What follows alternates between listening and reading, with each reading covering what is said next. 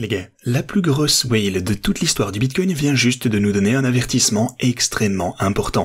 La dernière fois que cette personne nous a communiqué ceci, le Bitcoin a chuté de plus de 30% au total. Alors, aujourd'hui, j'aimerais vous parler précisément de quoi et de qui il s'agit. On va discuter de la nature de cet avertissement, pourquoi il faut y prêter attention et aussi ce que je compte faire personnellement avec mes trades. Alors, restez par ici du début jusqu'à la fin de cette vidéo pour ces infos.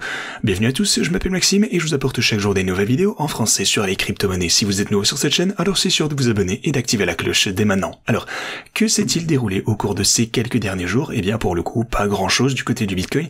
Vous pouvez voir qu'on est toujours au-dessus de ce niveau clé aux 117 000 $.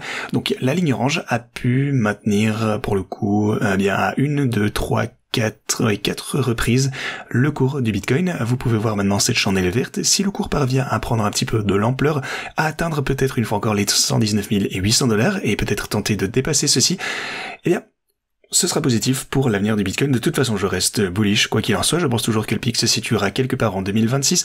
Je ne vends donc aucune de mes cryptos pour le moment.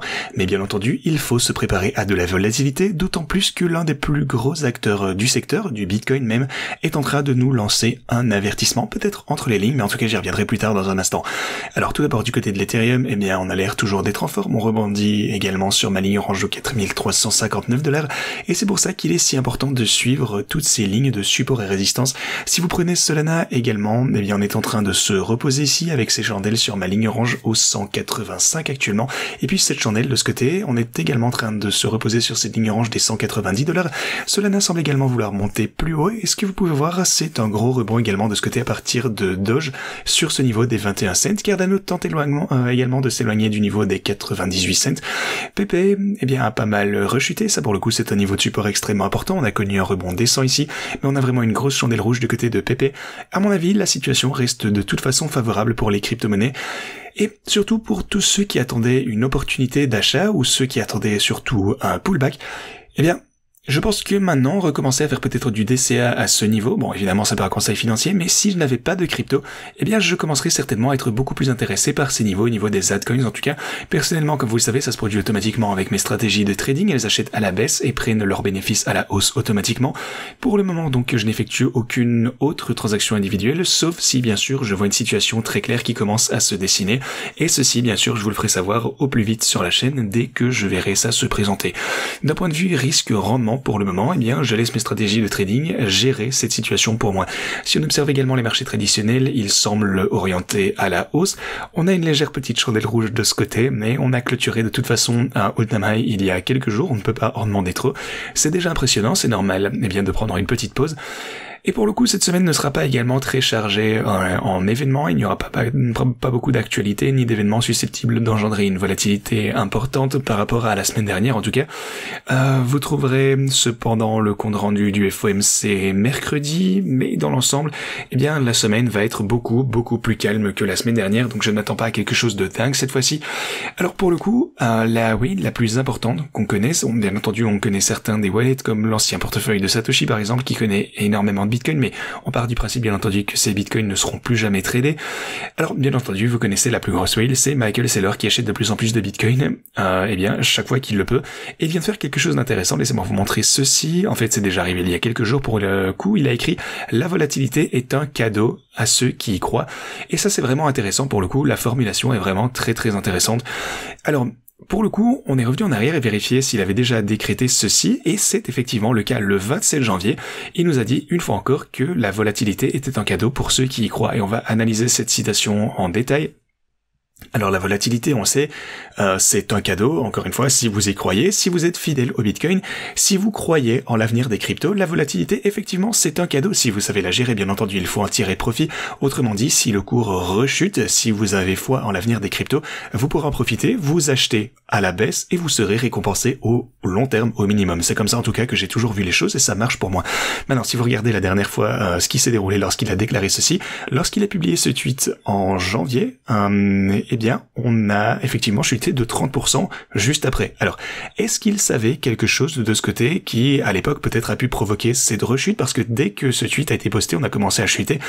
Alors, il semblerait que que MicroStrategy n'achèteront plus de Bitcoin, et ça, bien entendu, c'est bearish pour le marché.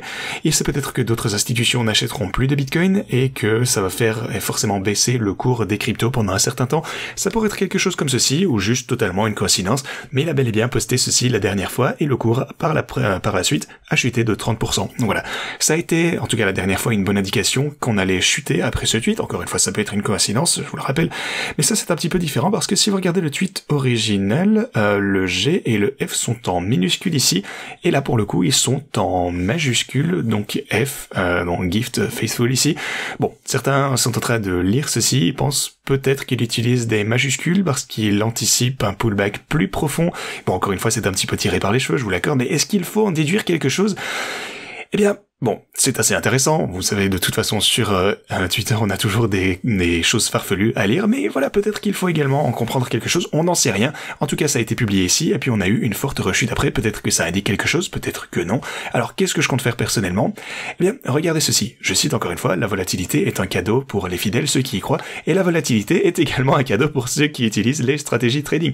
Personnellement, c'est ce que je fais sur le marché. On a de la volatilité, c'est tout à fait ok. Ça achète à la baisse et ça prend des bénéfices à la hausse. Donc ça ne m'inquiète pas du tout. Je ne clôture bien entendu aucune de mes transactions, vous aurez compris. Si vous utilisez une position à effet de levier, que vous avez une énorme position, c'est différent. Soyez toujours prudent. Mais avec les bots de trading, en tout cas, la volatilité génère simplement des gains de plus en plus importants. Donc ça ne pose aucun problème pour moi. Je ne vais rien changer à ceci. Je reconnais simplement que la volatilité est effectivement un cadeau du ciel. Et par ailleurs, si vous regardez ce graphe de TechDev, il vient de publier ceci où il déclare que le sommet, donc le sommet du marché se situera probablement quelque part d'ici les 14 prochains mois, ce qui signifie qu'il aura lieu quelque part vers 2026, comme je vous l'ai dit depuis un an déjà ou même plus. Donc avec avec l'augmentation des indices, la volatilité va être importante bien entendu, mais on est de plus en plus certain que le pic n'est pas atteint. Il faut bien sûr se préparer à des pullbacks. L'appétit pour le risque par contre est en train de remonter en flèche, ce qui est cool et ça entraîne une spéculation.